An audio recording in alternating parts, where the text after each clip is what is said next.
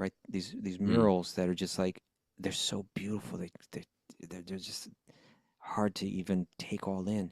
And I remember looking at a painting of Krishna sitting on a branch of a tree, having stolen the clothes of the gopis, and the gopis are down in the water. And you look in Krishna's face of that painting, and somehow the artist, at least for me, was able to convey, like, who are you, Krishna? Like, how do we understand? Here you are. You're the God of everything, the judge of everything, the all powerful one. And look at the game that you're playing. And You're look like a naughty little thief. yeah, and there's something about the way that he painted Krishna's face that was so sublime that it just went inside me and said, your mystery is unfathomable. You who you are is like, you're all powerful, and you're unlimitedly sweet and unlimitedly kind and unlimitedly creative and just like unlimitedly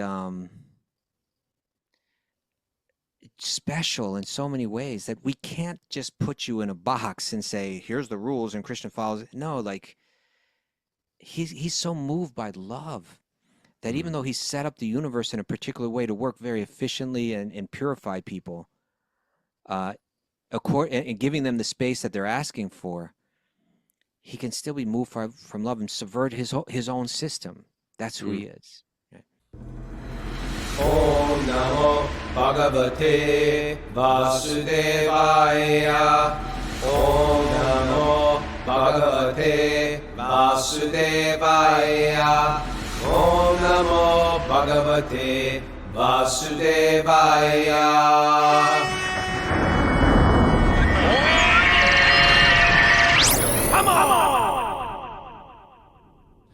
Live from Super Soul Farm, this is Wisdom of the Sages, a daily spiritual podcast with your host, Raghunath, and co-host and senior educator of the Bhakti Center in New York, Kaustubha Das. Welcome to the show. It's episode 1479. It's November 30th, last day of the month, and it's Sleep In Saturday. It's Q&A day. It means we get an extra hour to sleep in on Saturday. What do you do with that hour? Some people are like completely lost, like just wandering around their house, bumping into things. You sleep in, you prepare. It's Q&A day. People have sent in their questions. Me and Kaustubha try our best to answer them.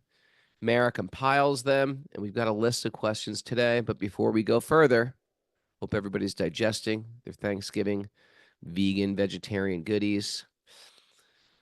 Whew, we had lots of great leftover pie yesterday. Okay. Hi, Mara. Hey, good morning. Is there a Facebook? Are we on Facebook today? I can stream us on Facebook. Are we supposed to? Are we not supposed to? We generally do on the Q&A day. Okay. All right. Announcements. All right.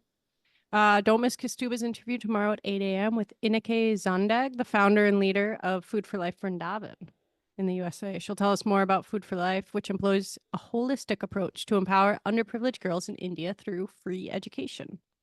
It's a real nice thing. It's going to be good. It's going to be good. We watched that grow from nothing in the old days when Rupert Raghunath was just our friend who was a brahmachari, started feeding people. Feeding the widows of Vrindavan. A lot of people come to Vrindavan to prepare for death. It's a holy place. It's like what we do in Florida. We prepare for death. We move to Florida. But they do it, and so he started feeding, and it started getting bigger and bigger, and the temple couldn't contain it, and he had to open up his own facility, and he was a brahmachari, so he's like, I'll just go out and ask for donations. So he'd go back to the West, ask for donations, and he started building it bigger and bigger and bigger. And one year he said, let's start a school. And he said, no one's going to go to school. All these village kids don't want to go to school. They make more money begging. And then he started a school. Now, I didn't know he was partners with this lady. I've never met her. Or maybe I have met her and I don't remember. But maybe I just knew him as a brahmachari, so he always got all the credit in my mind. But I'm really interested to see how it's turned out, Kaustubha. I'm glad you're doing this interview, and it's a good cause we want to promote, especially in the holiday season when people like to give and support, etc. She founded the U.S. She founded the U.S. Yeah. part of it. Okay, that's what I knew. Okay, great. Maybe it's just in time for Giving Tuesday. Just in time for Giving Tuesday. Very good. All right. All right, Raghu, come on, let's keep it moving here. Let's get Just your eye on the prize over here. Oh, man, you ready? We're gonna do some Q&A. All right, here's the questions up here. all right. So it's Q&A day. Here we go. Can you explain the difference between the Who's this Gaudiya from? Who's it Vaishnava? from? This is Anybody know? it's from Nina. She calls herself the Hindu. Yeah, Nina Nina Rabin. Rabinowitz. Right. Can you explain the difference between Gaudiya Vaishnava school and other Vaishnava schools, and why do these differences matter? Well, she said Why do not. they not Why matter? do they She not said. matter? Why do they Maybe not do they matter? matter or do Why they not do they matter? matter? Or why do they not matter? I think they all. Okay. Are all the devotees of Vishnu considered Vaishnavas? Does this include devotees of Lord Ram or the devotees of Shiva as the greatest devotee of Vishnu? What about practitioners of other faiths who are devoted to an absolute supreme God who sustains the entire universe from which the entire universe emanates? What qualifies someone as a Vaishnava? And can someone be a Vaishnava without necessarily knowing what that is? Thanks for all that you do. A good question. Nina Get into Rabinowitz. the nitty gritty, like sort of taking apart the computer, trying to figure out how it works. What is And a again, these are Vaishnava? all, these are all sort of, you get caught up in sort of semantics. And I think we could try to break this down the best we can. Okay. Why don't I answer it in a simple way? And if you have a more sophisticated way of answering it, you can. All right. Does that sound good? What if I want to answer it in a more simple way than you? Okay. Can I Well, do here's that? my simplest way. If you're worshiping one supreme being, and cultures will give that supreme being different names, that is a Vaishnava. We are theistic. We believe in one supreme, all powerful, omniscient being. And that being takes on different personalities according to the proclivity of the heart of the devotee. And so some people are attracted to different forms of that being. And in the same way, I can have different personalities. I manifest a different way to my son, to my littler son, to my daughter, to a spouse, to a husband, to my husband, to whatever, to my parents. Hold But it. the- Who is this husband that we don't know about? my secret husband I never told you about. Well, if you're in my botch recovery group, you'd know all about him. Okay. But the idea is Another that we have- family with a husband. well, if you okay, let me Yes. try this again. Let me try this again. Okay, so anyway, in the same way, I can manifest different facets of my personality, different relationships, but yet I'm still the same person. So the Lord can as well. So the Lord comes in the form of Lord Ram, Lord Ashringa, all the different avatars of Vishnu.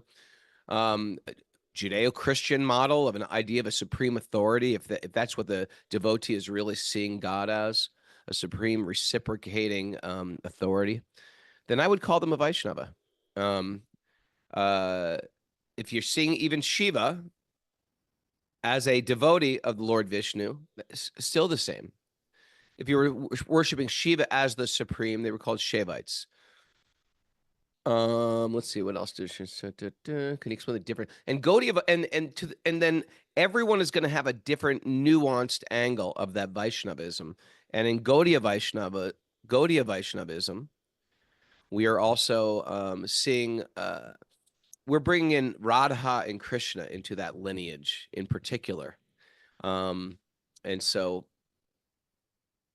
these are all nuanced types of Vaishnavas, yet nonetheless, they're all Vaishnavas.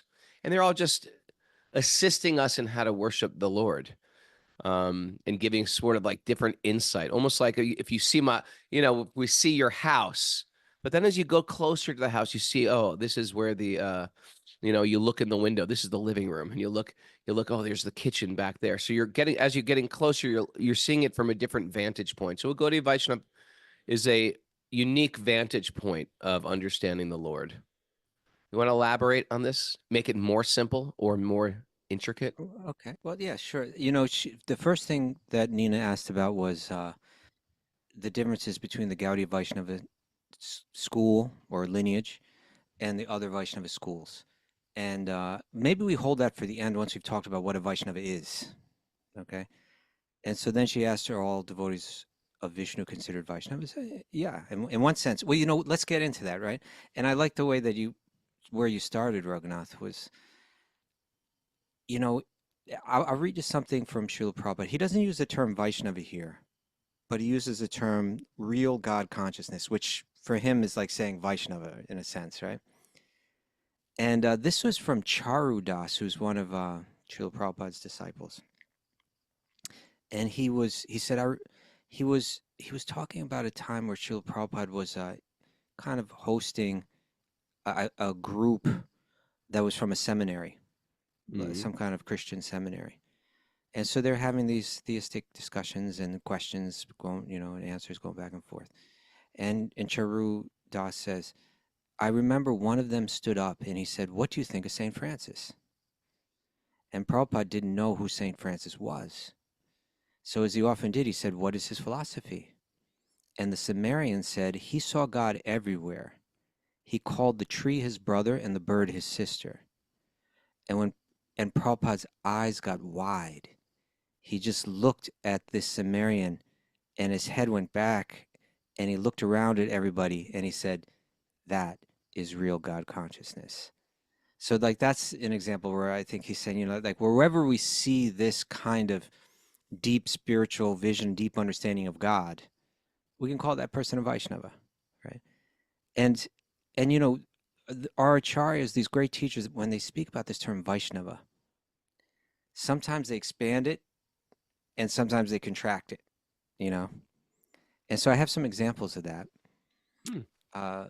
This is from a book written by a combination of Bhaktivinoda Thakur and his son, Srila Bhaktisiddhanta Sarasvati Thakur. And the book is called Vaishnavism and Nam Bhajan.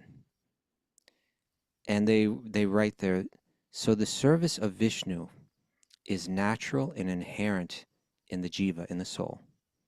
And it is called Vaishnavata, or Vaishnavism, in every jiva. And every jiva is a Vaishnava. Every living being, they're saying every human, every tree, every blade of grass is a Vaishnava. As a person possessing immense riches is called a miser if he does not display and make proper use of them. So jivas, when they do not display the qualities of a Vaishnava, they're called non-Vaishnavas or avaishnava, though in reality, they are so. So, they're saying, yeah, all of us are Vaishnavas. All of us have an eternal connection with Vishnu. Vishnu is in the heart of every living being. In that sense, we're all Vaishnavas, but we may not be displaying our natural proclivity. We may be a little warped, So that's like a really broad way of like saying everyone's a Vaishnava. Now we can begin to like hone it down, like to more limited, like those who are initiated into lineage, we could call them Vaishnavas, right? And so this is from the Hari Bhakti Vilas book by Sanatana Goswami. That person who has taken initiation of Vishnu and who does puja of Vishnu, he is known as a Vaishnava, and all others are non-Vaishnavas. So there's another semantic, another way of using the term. Then we can up it a little bit more, those who serve Vishnu and are free of selfish motive, right? So this is Bhaktivinoda Thakur. I might be out of that club. You think that was a cutoff point? That was my cutoff point. I was like, I can't get into the what do you call it? The Sky Miles Lounge. I'm sorry, Mr. Kappa. You don't have enough miles to get in here. But I'm a Vaishnava. Well, according to our what we have right here, no. No, you don't have one. I'm the sorry. lounge at the airport.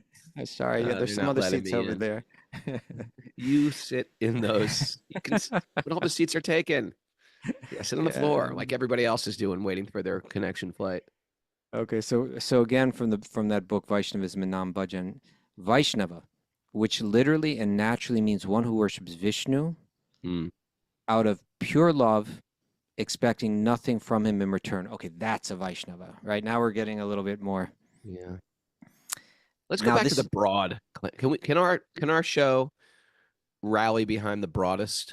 I think we can rally behind all of these, and I'll share why in a moment. But let me just read these few others. Now this is from Jiva Goswami. He writes that in the Skanda Purana, Markandeya instructs Bhagirath, those people for whom the purpose of life is dharma, for whom the purpose of sexual intercourse is children, and for whom the purpose of cooking is to serve the Brahmanas, they are Vaishnavas. Thus, they who act in awareness of the orders of Vishnu are understood as Vaishnavas. So More now it's, elite. More elite.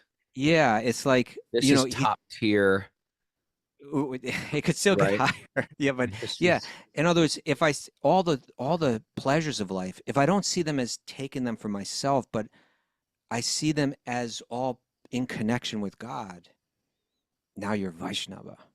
Right? Okay, now here's another definition: one who's pure in their qualities.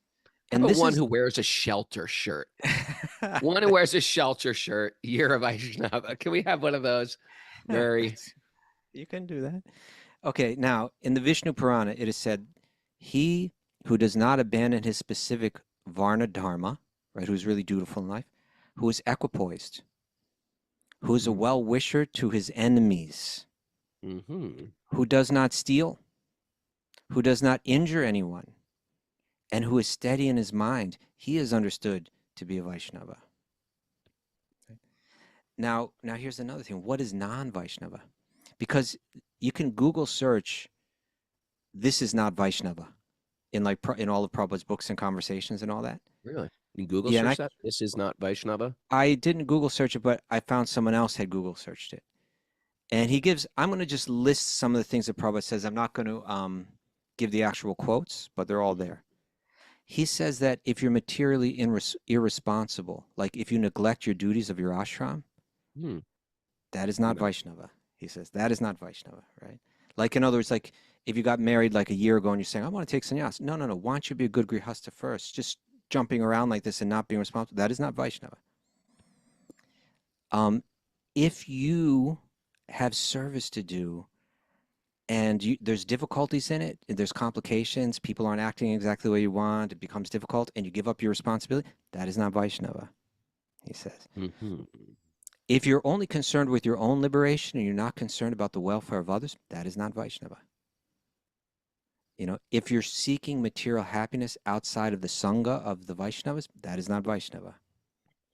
If your life isn't regulated, if you try to approach Krishna directly and not through his devotees, that is not Vaishnava.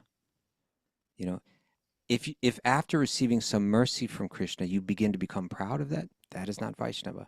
So like in so many different ways, you see why I think why I think both sides are important, right? In one sense, we should say, yeah, everyone's connected to Vishnu, everyone's a Vaishnava.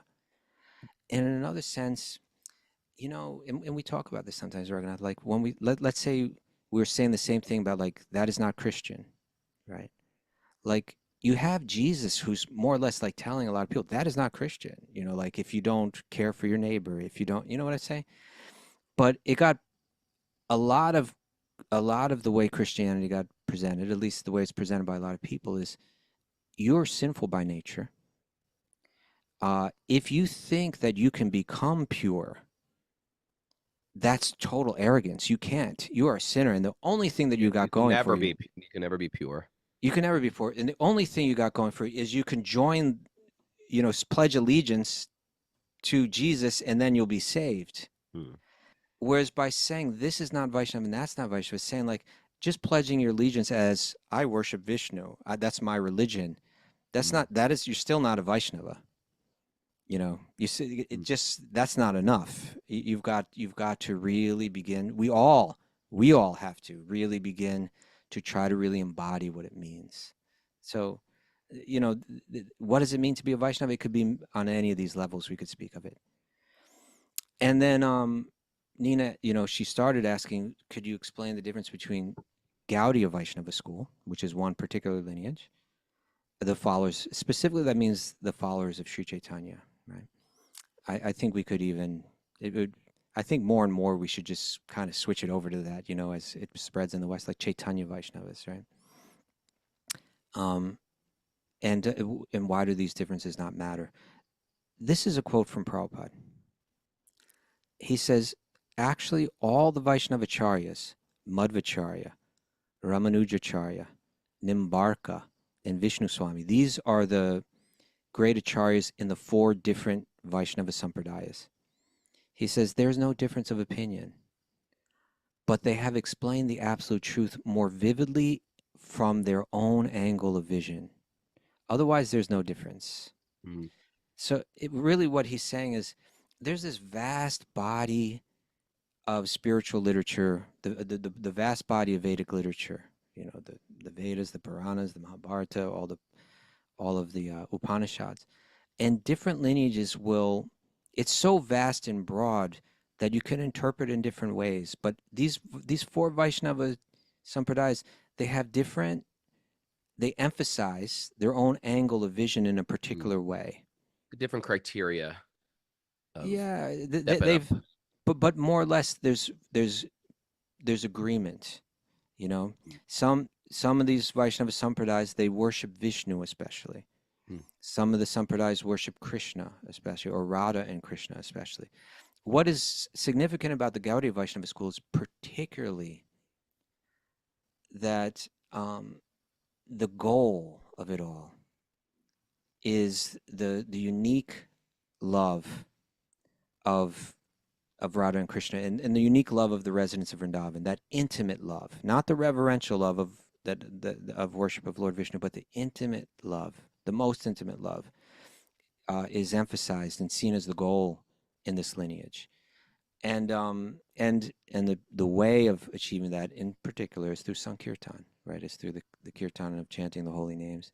There's more that could be said, but that is especially, like what the followers of Sri Chaitanya emphasize. And the six Goswamis, who were the immediate followers of Sri Chaitanya, they really laid it out in their books. They really defined how we see things. You can read also Chaitanya Charitamrita and see, like that's where these conversations and chapters in a book like that become so important. Like the conversation between Sri Chaitanya and Ramananda Roy, where Sri Chaitanya tells Ramananda Roy, what's the highest,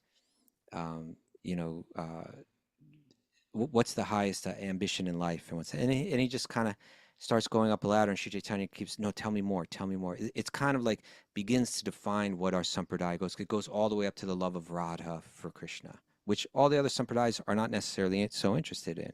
They're worshiping Vishnu in a different mood. So in this way, it becomes defined. What exactly is this lineage presenting that's unique and deep and special? And that has a lot to do with the intimate love of the residents of Vrindavan and the chanting of the holy names. All right. I like that. Okay. Nice. All right, Roger. You ready for the next We have question? another nice one from a devotee named Gaur Nataraj. Isn't that a beautiful name? Gaurnath, what does it mean? Well, Nataraj is the king of dancing.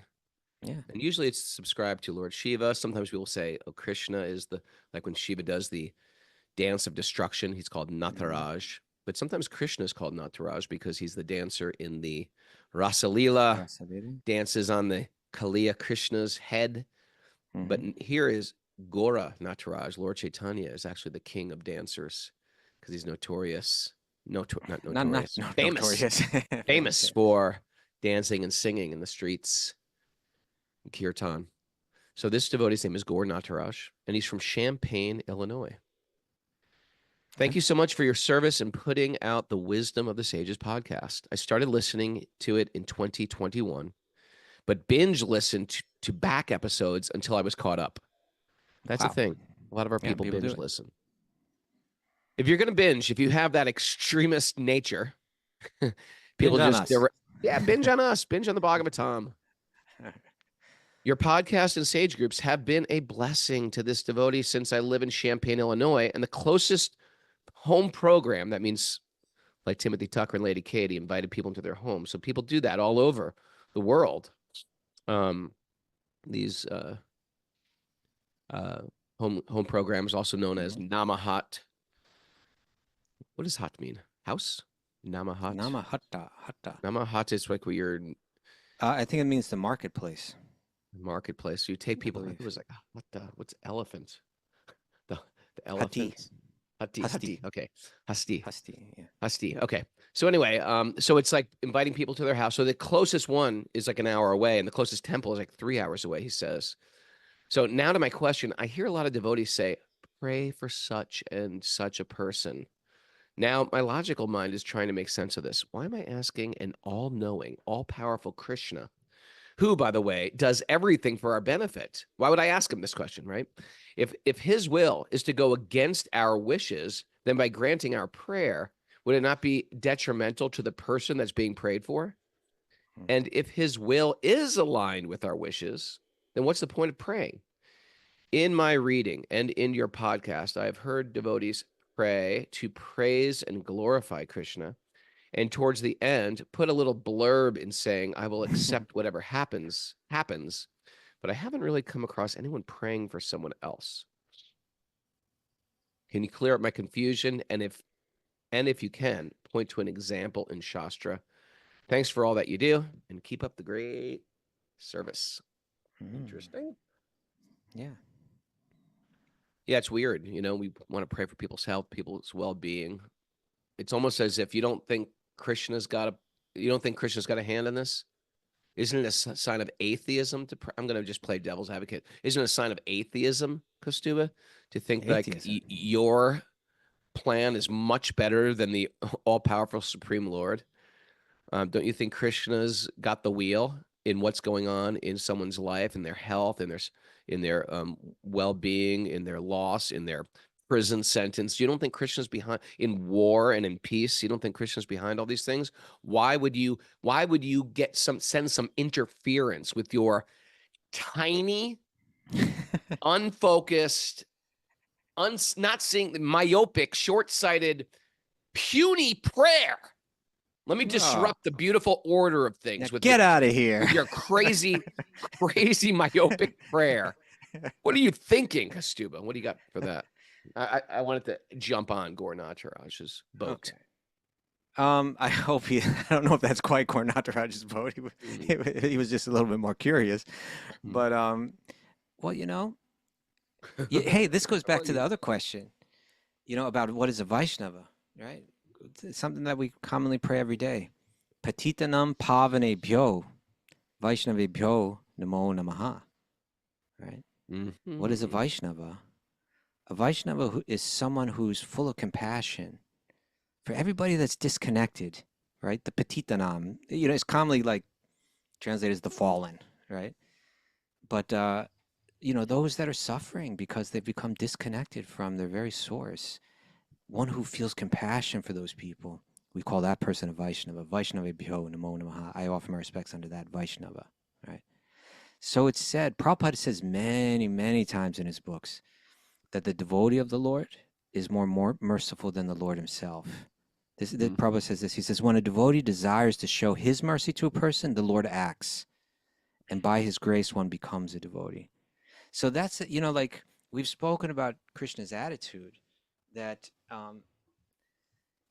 in general, he says, I'm here for you. I love you. I'm ready to provide for you. I'm ready to care for you. I'm ready to give you an eternal existence of full-on devotional bliss and drown you in an ocean of ecstasy, of ecstatic love. But if that's not what you want, then you can explore, you can do as you like, And sometimes he comes in particularly merciful incarnations. Like, for instance, Advaitacharya prayed, please come down in your most merciful form. Please come down in a form where you're just giving this stuff away, even for people that are trying to turn away from you, So that's like what the devotee is like. He's like, I get it that Krishna's like just ready to wait as long as he needs to wait for everyone to turn back. But for the good of everyone, the devotee's saying, I want you to come back now. And Krishna's saying, well, that person didn't want to come back, but if you want them to come back, then I'll extend further than I normally would be inclined to do. So that's a principle that's spoken about a lot. The devotee is more merciful than the Lord himself. But Gaurnataraj is asking, are there any examples in Shastra of someone praying for the benefit of someone else? Definitely, there are plenty of them. And two immediately come to my mind. One that we spoke about just on the last show, right? Prahlad Maharaj. This is from Sri Prahlad speaking to Lord Nrsingadev. He prays, O Supreme Lord, because you are so merciful to the fallen souls, I ask you for only one benediction, right? Lord Nrsingadev was saying, ask for benediction. I don't I'm not a businessman. My devotion is not to get anything from you. No, no, no. You must ask for something. I want to give you something. Ask me for benediction. Okay. Well, because you're so merciful to the fallen souls, I ask you for only one benediction.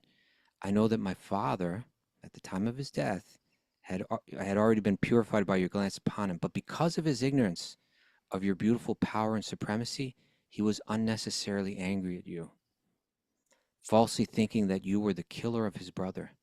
Thus he directly blasphemed your lordship, the spiritual master of all living beings, and committed heavy sinful activities directed against me, your devotee. I wish that he be excused of these sinful activities. Right? So that's the devotee stepping forward and saying, I see that he was against you, but I'm asking you to give him some special mercy, right? It's not like he deserves it.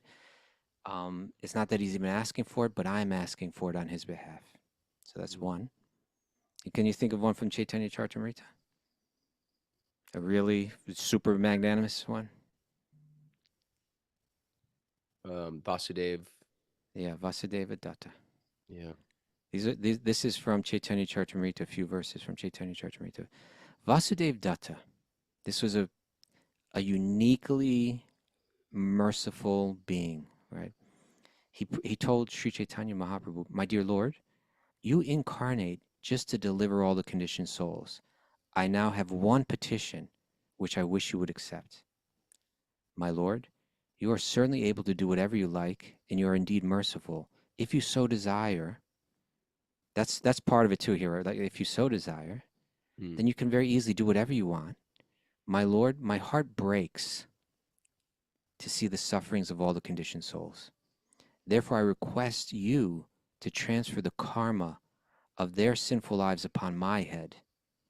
My dear Lord, let me suffer perpetually in a hellish condition, accepting all the sinful reactions, all the bad karma of all living entities.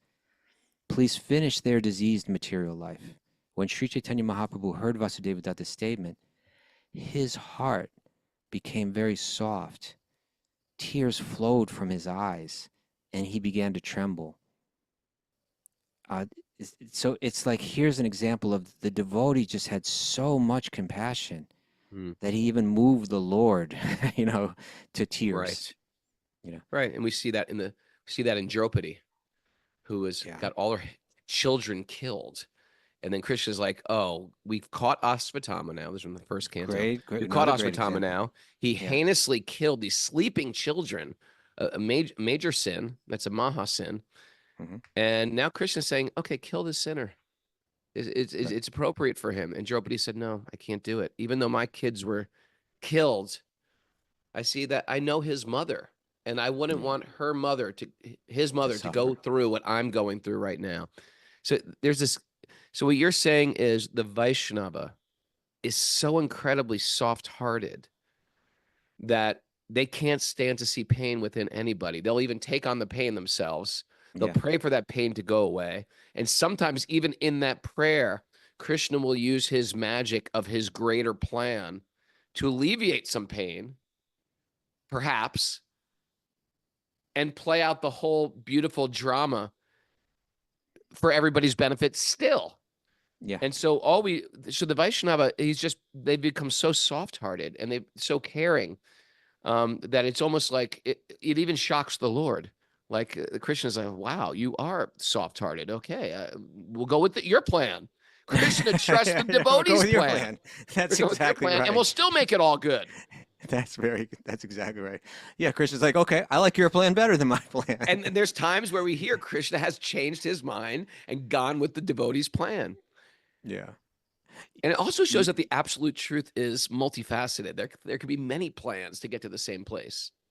That's another good point, Raghunath. This again reminds me of the last question, because when in all those things where like Prabhupada was saying that is not Vaishnava, one of them was, he said that when it says making differences among Vaishnavas based on their physical proximity to the guru, or in other words, like this person like is around their guru a lot, they must be better Vaishnava than anyone else, or you respect the guru but not the guru's disciples.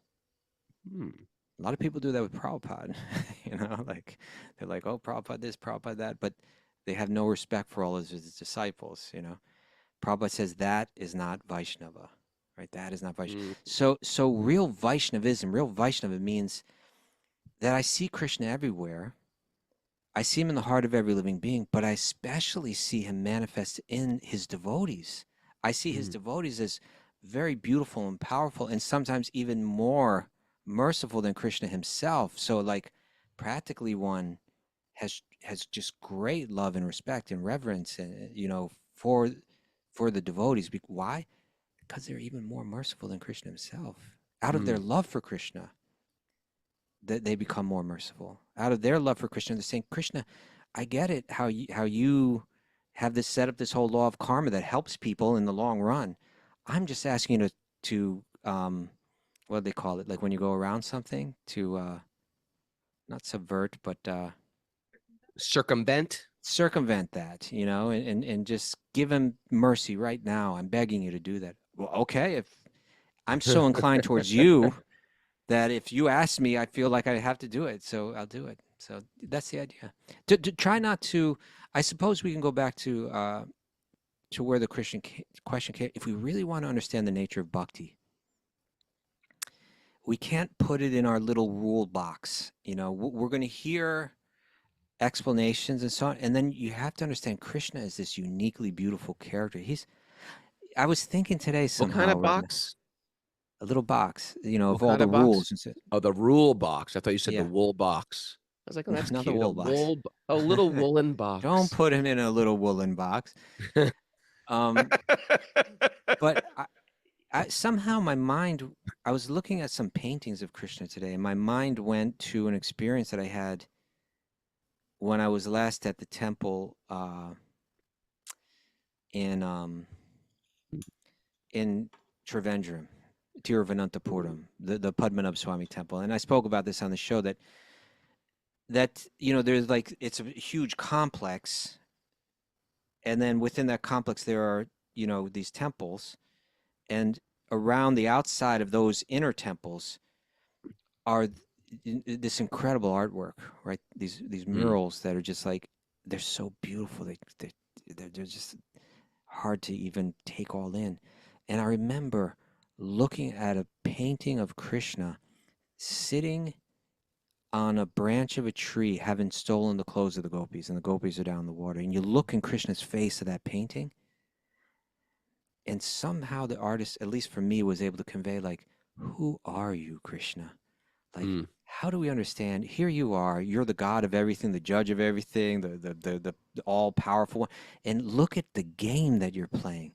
And You're look, like a naughty little thief. yeah, and there's something about the way that he painted Krishna's face that was so sublime that it just went inside me and said, your mystery is unfathomable. You who you are is like, you're all powerful, and you're unlimitedly sweet and unlimitedly kind and unlimitedly creative and just like unlimitedly special in so many ways that we can't just put you in a box and say, here's the rules and Krishna follows it. No, like, he's so moved by love that even though he set up the universe in a particular way to work very efficiently and purify people, and giving them the space that they're asking for, he can still be moved from love and subvert his own system. That's who he is. Yeah. Very good. Yeah, the more that we understand him, the more that we hear about his unique nature, the more that, like, we see the flexibility in his world. Little fun squirrel on that one. The Yeah. deities, sometimes you go into a big temple and there's like Fun three squirrel. giant doors, and oftentimes in the Hare Krishna temples, there's like the Lord Chaitanya door. In the middle is the Radha and Krishna door, the Yeah. Jagannath door, and the far one, or Krishna Balaram in the middle, Radha Shamasundar on the right. So there's three different doors with three separate altars. In that Yeah. temple, there's three different doors. All But one deity. One gigantic deity. You have Lying the down. first one is Lord Vishnu. Is Lord Vishnu laying on a bed of snakes. So one is the head, one is the belly, and one is the feet of Lord Vishnu. And it's massive, and it's ancient. 18 feet long. 18 And feet his long. head is like huge though, right? It's just like, Yeah. yeah, it's a powerful darshan in there, boy. Whoa. Very powerful. And they've got secret vaults in the basement. With great riches in there. And then there's the door with the snake on it. Yeah, so the Cobra nobody's Vault has not been nobody's- opened yet. Interest. That really got me going when I found about the secret yeah. vaults. You're into hidden treasures. Yeah. All right, let's continue on. All right. This is from Dr. Mark via the Sage community chat. Okay. The question came up in another thread, and it would be interesting to get your opinions, sir. If Okay. someone gives you a lottery ticket, is it still considered gambling? This is like we were trying to beat the system. Hey, buy me a lottery ticket. I'm not going to buy it. You buy it, Mara. I'll give you the money, but you buy it. You buy. I'll leave $20 on the floor. You buy. Let's go to 20 Vegas. You roll the dice, but I'll be You roll funding the it. I pay a little kid to put the money in the slot machine in 7-Eleven. You go to slot machine in slot machines in 7-Eleven in Vegas. Isn't that crazy? Yeah. Airports. Yeah. Yeah. And anyway, this is an interesting question. Let's If get the whole someone gives you a lottery ticket, is that gambling? I feel there would be some negative karma attached to it if you're hoping to win. Others said it's fine if you spend money in a positive way. My thought, like if you win, but you spend the money in a Right. positive way. Right. My thought is one one-off. is a one-off. Maybe it's okay, but you To would do it one time? probably wear some negative karma for it. If it's something you wouldn't make a habit. Would Srila Prabhupada accept lottery tickets from his devotees if they were simply gifts? It's a good question It because says, I don't think so. oh, there's more. Sorry. I don't think so. So I'm interested in your thoughts. What are your thoughts about this gambling? My thoughts are like It- once you put money in the bank, it's sort of a gamble because first of all, we know that banks aren't really stable. We claim they are. You know, we have some insurance. The Seem pretty FDIC. stable. Well, they're stable in your country, or they have, but Okay. not even necessarily. A lot of banks have collapsed historically in the last 10 years. Reasonably stable, but there's other countries where it was sort of stable, and then all of a sudden it's Yeah. not stable. You know, Right. all around the world that's happened, where you think you're actually saving money. Also, what are they doing with that money? They're investing it. So they're gambling with your money. And then you put it in a Okay, CD. so Well, I maybe need you to got to make pay for that. right. So yeah. So then you put it, and it's not like the investments are let's invest in puppies. No, they're investing in war. They're investing in industrial military complex. They're just investing in chemicals. So it's not like it's clean and green, you know. Then what to speak of? Well, I want to do something better with my money. I want a bigger return on investment. I'm going to go to get a Vanguard 500 money market, or not money market. What do you call this? Mutual fund. Mutual fund. Same thing. You're investing in Walmart, Costco, McDonald's, etc. So it's all sort of a gamble in hopes that you make something back.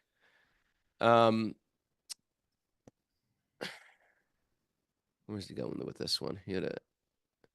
But there's Would something. Prabhupada do it? Then I was thinking about then I was something because the idea is you want something for nothing. You don't want to do a hard day's work. You want something for nothing. And people do that all over. They trade currencies, but there's something specifically about an actual gambling, like lottery tickets, like what are those called? Slot machines, like being in Vegas, you know, playing, you know, craps or poker or whatever they play, where it's highly addictive and people Yeah. lose everything and they It's can't destructive, no doubt. they can't break away. It's a very, very slippery slope. But that being said, if you're playing the stock market too, it's not like that's not people become addicted like that as well. And So what do you got to say then? What's your point then? I say it's like there's food, there's wholesome food, and there's junk food. Everything's a little bit of a gamble, etc. But these highly addictive ones, I'd shy away from. There is a story of Prabhupada when Shama Sundar, what was he investing in rubies? Gold No, or something? Gold. He Yeah. got an inside tip that gold was going to skyrocket.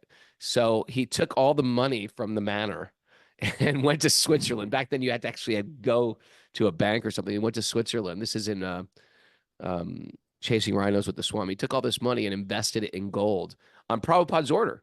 Or I think Prabhupada was in the room with them, I think. Yeah, Prabhupada gave him the thumbs up at the bank where he did it. But at a And certain then- point, Prabhupada pulled him out, right? He said, Well, what "Okay, enough." happened was, I think a lot of like leaders came and they said, Prabhupada, this is gambling. How could we do this? And I think Prabhupada said, well, and also he was buying jewels as well, investing in, I think he bought rubies. What was, Mara, jump on this, Mike, because you have a better memory than me. There was one point where they said, What's going Prabhupada on, is doing this wrong. Prabhupada, this is all wrong. And Prabhupada said, well, Shamasundar can do it, but you cannot do it. Yeah. And so it seems like if you have some like thought and intelligence behind it of your investment, and you actually, it's less gambling. Whereas it's just completely like, I don't know, here's a lottery ticket. It's just completely random. Then that seems like it's more gambling. When you throw a quarter in that slot machine, it's like it's more gambling. When there's some sophisticated work behind your, investing in real estate or something like that, when you're actually training yourself, it's still a gamble. Like any sort of opening a business is a gamble. But it seems like there's less of a gamble if you're an educated, a business person. What do you think? Well, so you still didn't answer the question about the lottery ticket. Lottery ticket would be gambling. Could you do something Just good with accept the it, money? even though Sure. you didn't buy it. You could rob a bank and do something good with it.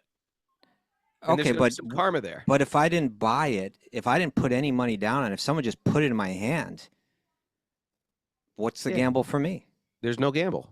There's I none don't at think all. There is a gamble. Yeah, No. in that case, well, that's what he's asking, right? If someone gave you a lottery ticket. So he's asking if someone gave Prabhupada a lottery ticket, would he accept it? Marijuana, Mara. They gave you marijuana. Would you smoke it? A little different. It's a different question. Okay. They They gave it to me. where the way that you started this, or the way that we started it, by like saying, okay, we'll go to Vegas together, and someone else will put the money in the slot, or someone will roll the dice.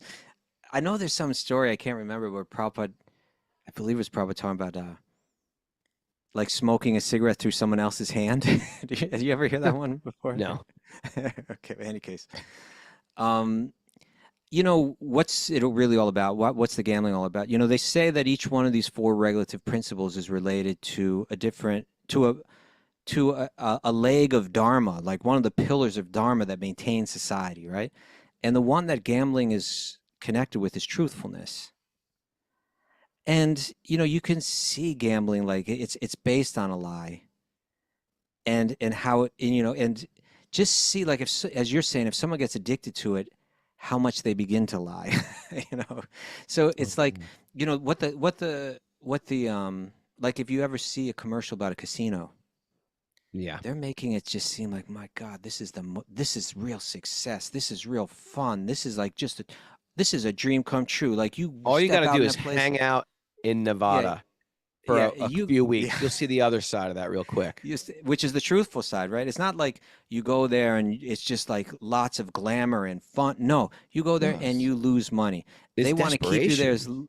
Yeah, it's sad, and they've recognized your weakness, and they're going to exploit it like crazy. So the lie is that you're going to come here and we're going to give you the best time of your life. Me and Mara And went what to they Vegas. We and went what to they Vegas. really do is they provide for you an opportunity to become addicted and get crushed. And it happens to so many people. So that's a lie. And then once you're getting crushed, you're lying to your wife, you're lying to your family, you're lying to this person, you're lying to the people that you're getting loans from now to try to cut. Now you're getting deeper and You deeper. call up people that you love and you say, "Hey, can I borrow $10,000 bucks?" It's for this, it's for that. Yeah. No, I can pay you back next week. And and then that's it. It destroys truth. And think of it this way. If you want to look at this ancient Shastra and say, oh, it's just got its superstitions and all that, yeah, well, now go and look at the result. You go to anywhere where gambling is like a main thing, and you're going to see people suffering. You're I going had to a see people friend. get exploited and that- people suffering. I had a friend that hated religion, hated the fact that I got into religion, and he got into gambling, and he gambled away everything.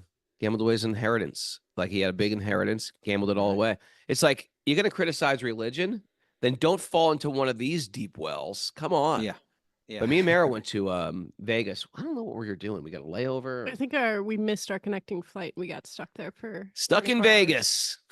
Maybe Oh, do we do a okay. podcast there? We went to Crossroads. That was good. The That vegan was restaurant. great. But all you do is to go through the lobby and you see that people are locked in like a zombie, pumping in coins into these slot machines. Right. It was so depressing. It was depressing. And the It's weird sad. thing, what the weird People thing just is, wasting their savings away and wasting everything. under some promise that you're going to enjoy glamour when you get there. You're going to make tons of money. You're going to walk out of there happier than you've ever been. Like you're going to be James Bond walking out of that thing. It's not. You're not James Bond. You're alone. It's 2 a.m. You can't see the light of day in there, and you're just, Yeah, right, your spouse is asleep. You got to. Yeah. It's a sad situation. And now to the other part that you're speaking about, of kind of like the gray line, of is this gambling or is this not, or would it be right or wrong to accept that free lottery ticket that you didn't even pay any money for? Again, when you read Mahabharata or read Bhagavad Gita, Krishna, you hear a lot about the grayness, the difficulty in kind of pinning down what exactly is dharmic and what's not. And Krishna will say in the Gita, it's kind of like he's not Krishna is not like puritanical, He'll say that every endeavor in this world is covered by some fault. Right. Krishna's more concerned with seeing where your heart's at. So like in my mind, you could say, yeah, like maybe if someone gave me a lottery ticket and I accepted it, in one sense, like there's some scent of a dharma there. But really, I think if my heart was like, okay, someone gave me this lottery ticket, I'm not gambling, I didn't spend anything on it, it's part of a corrupt system, but if I get that money and I use it in a positive way, if I use it in Krishna's service, it purifies it. Prabhupada would speak about how spending money for Krishna purifies the money. How buying food from a vendor and then offering it to Krishna purifies the food, and spending our money on it actually purifies it, he would say. So it's like, Makes sense. I would, it's practical, right? If someone gave me a lottery ticket every day, I would accept it. You make something inauspicious auspicious, right? Exactly. Here's what Mara says. Here's Mara's. This just in. Well, I did some research because we're talking because of the chat board, basically. But they say read in the so I was chat looking up the board. suicide rate in different cities and states in America, and it says it won't surprise anyone to learn that Las Vegas has the highest suicide rate in America. There you go. 34.5 per 100,000 people annually. It's over 3 times the national rate. There you go. So, all right. So yeah, that's the thing. People mess around with inauspicious things and don't expect an inauspicious result. Right. All right. All right. Are we done? That's a show today. That's sort a of wrap. sad note to That's end a- on. That's Wah, right. wah, wah, wah. High suicide rate. Merry Christmas. Any positive lottery ticket stories? I got a guy who actually took the money, invested it, and opened the charity. Never gambled again. Never gambled again. Have you gambled, Mara? This is on me. I got to get the music. Mara's never gambled. I mean, Ever I've on had anything? scratch-off tickets, but I think even those have been gifted. I don't even think I've bought I'm trying to a think if I lottery ever ticket gambled. I before. can't remember gambling. You know what? I probably played the football thing a few times. It used to be the I roach actually coach that would won come around. I won the football thing in the newspaper. It wasn't a gamble though. I won a pair of sneakers. No, like When I worked, was 10 years old. when I worked at a factory, like when I was a kid, like the mafia's behind the whole thing. Like they send the roach coach, the roach What coach. thing? What thing? Like anywhere where there's workers, they send like one of these trucks that has like coffee and danishes and this and that. And they call it a roach coach. You never heard that before? No, I never heard of it. Roach coach. It's a New York. So thing. anyway, and in that roach coach, there's a guy that's doing the numbers or taking the football pool, So then you go to the roach coach, you get a coffee, you get a Danish, and you put some money down on a team. So I probably did that a few times as a kid or something like that. But Yeah. I never gambled seriously. But I have sinned. You sinned. Kasuba sinned. That's a takeaway today. Kasuba has sinned. Very good, Kasuba. Thank you for that. All right. Thanks, everybody. Does a mutual fund count? Like S&P 500 count? Gonna reopen hold this on. now? Okay. We're gonna have to save that for We're gonna next save show. that, Naveen Arjuna. I won a Super Bowl pool at work years ago. Wow. Used it for Used the it. trip to France with their family. Ah, sounds like a lot of sense gratification. Congratulations. Just kidding. I'm not kidding. I'm totally kidding. Thanks everyone for joining us. Is it a back to work or is it a holiday day? I Henry can't was figure- given a lottery ticket and won a BMW. What? That's so Henry. He was given a lottery ticket and won a BMW. What?